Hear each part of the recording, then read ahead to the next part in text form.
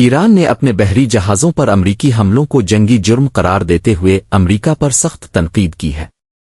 کرغزستان میں شنگھائی تعاون تنظیم کے اجلاس کے موقع پر روسی وزیر خارجہ سرگئی لاروف سے ملاقات کے دوران ایرانی وزیر خارجہ عباس عراقچی نے کہا کہ آبنائے ہرمز میں پیدا ہونے والی عدم تحفظ کی صورتحال کی بنیادی وجہ امریکہ کی وعدہ خلافی ہے۔ ان کا کہنا تھا کہ واشنگٹن کے اقدامات نے خطے میں کشیدگی کو مزید بڑھا دیا ہے۔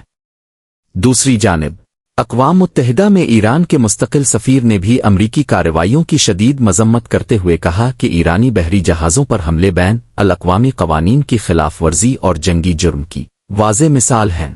حکام نے عالمی برادری سے مطالبہ کیا ہے کہ وہ ان واقعات کا نوٹس لے اور خطے میں مزید کشیدگی روکنے کے لیے مؤثر کردار ادا کرے۔ ادھر آبنائے ہرمز دنیا کی اہم ترین بحری گزرگاہوں میں شمار ہوتی ہے، جہاں کسی بھی قسم کی کشیدگی عالمی تجارت اور تیل کی ترسیل پر اثرات مرتب کر سکتی ہے۔